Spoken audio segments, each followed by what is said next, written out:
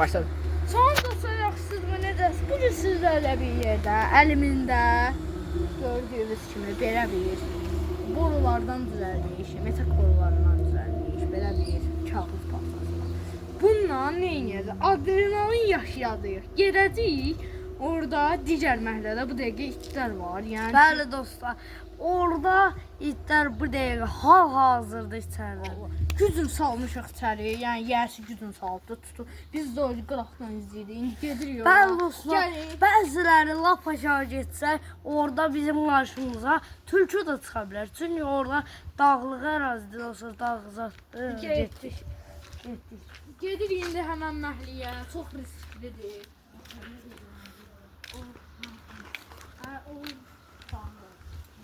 Tamam. İndi gedirik indi. Biraz adrenalin yaşayacağız. Bəli, biraz lazımdır da hemşahıdır. Hər dəfə adrenalin olmasa video. Hə bir də ki, Süleyman maşının qabağına tullandı videoda seyredik. Təbii ki də zarafat edirəm. Süleyman mənim reyimdir. Anlaşılır. Tamam deyəlim.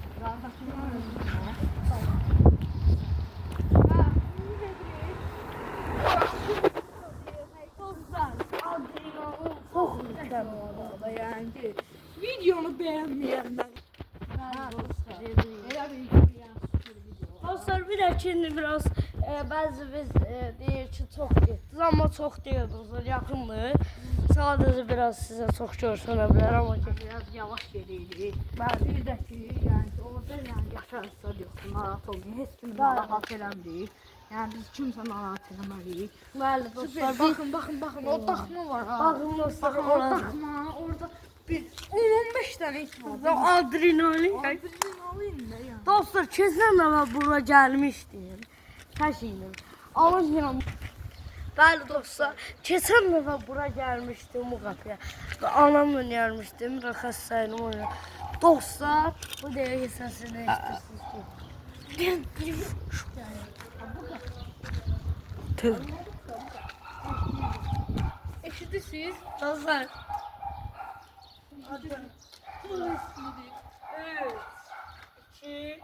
Hov hov hov hov. Narazı. Ay, dost gəlir. Süleyman dalmadı.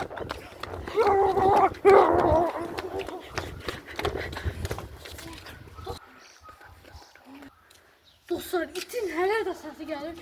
Baxın, orada yerişdi. Aşağıda dostlar, yaxşı saxlarlar. Orada durmanın arasında yerişdi. Biz oradan aldatdıq onu. Qalxdıq məhəlləyə maşınlara. Dostlar, ilişdi amma çıxdı, yaxşı sahibi çıxdı. Hələ də səs gəlir. Saldı içərindən, amma hələ də səs gəlir. Bir dənə də gedə bilərik. Bəli. Risk eləyə bilərik bir dənə də. Axırıncı dəfə tez. Axırıncı dəfə. Axırıncı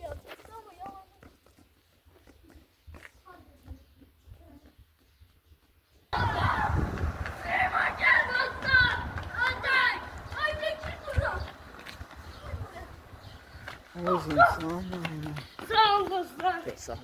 Dostlar, yeni o itlər gəldi. Həmən itdə bir dənə it var idi dostlar.